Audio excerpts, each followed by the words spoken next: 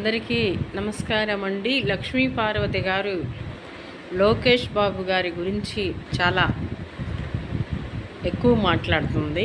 జగన్మోహన్ రెడ్డి గారితో పోలుస్తుంది లోకేష్ బాబు గారిని.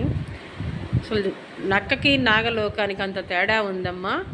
నువ్వు ఆ పార్టీకి ఎంత డబ్బులు ఇచ్చాడో మరి ఎంత భజన చేస్తున్నావో మాకు తెలియదు, కానీ తల్లి లోకేష్కి జగన్కి పోల్చమాకమ్మా. ఆర్థిక నేరస్తుడు, 1000 కోట్లు దోచుకున్నవాడు జగన్మోహన్ రెడ్డి. అందుకు వెళ్ళాడమ్మా 16 నెలలు జైలు. చంద్రబాబు నాయుడు గారు పెట్టలేదమ్మా జైల్లో. చంద్రబాబు నాయుడు గారికి ఏమవసరం జైల్లో పెడుతుంది? న్యాయస్థానం అమ్మ, జడ్జి గారమ్మా. ఇతను ఆర్థిక నేరస్తుడు, బయట ఉండకూడదు అని చెప్పేసి జడ్జి ఇస్తే వెళ్ళాడు జైలుకి.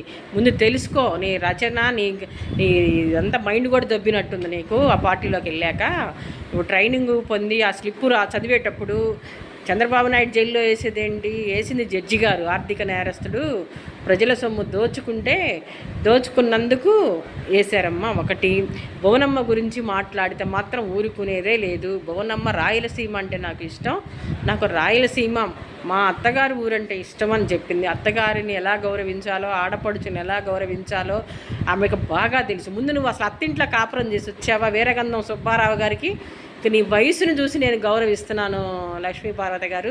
మీరు కూడా ఒక రచయిత కాబట్టి ఎంతో కొంత నాకు అభిమానం ఉంది. ఇంకొకళ్ళు అయితే నువ్వు మాట్లాడే భాషకి మామూలుగా ఉండదు చెప్తున్నా. నువ్వు ఆ గౌరవాన్ని తగ్గించుకోవద్దు. అందులో మా అన్నగారిని చూసి ఆగిపోతున్నావు. మా అన్నగారి బిడ్డల జోలికి వస్తే మాత్రం నీకు మర్యాదగా ఉండదు.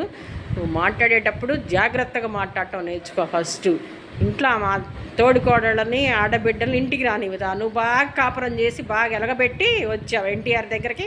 సిగ్గుండాల మాట్లాడటానికి. నువ్వు భర్తకి విడాకులు ఇవ్వకుండా వచ్చి ఆయన ఎంత షోప్ పెట్టావో కళాకారుని వీరగంధం సుబ్బారావు గారిని. ఆయనే చెప్పాడు ఎన్టీఆర్ గారిని ఏ విధంగా అవమానపరిచావో నువ్వు వచ్చాక అందరికీ తెలుసు. కానీ ఇక నువ్వు మాట్లాడటం తగ్గిస్తే బాగుంటుంది. ఎన్టీఆర్ గారి బిడ్డ భువనమ్మ జోలికి వచ్చిన, లోకేష్ జోలికి వచ్చిన, చంద్రబాబు నాయుడు గారు మా అధినేత జోలికి వస్తే మాత్రం తెలుగు మహిళలంగా ఏ ఒక్క మహిళ చూస్తూ ఊరుకోదని హెచ్చరిస్తున్నాను ఈ లక్ష్మీ పార్వతి గారిని. నీకంటే ఎక్కువ చదువుతాం. అసలు ఆర్థిక నేరస్తుడితో లోకేష్ని పోలిస్తావేంటి నువ్వు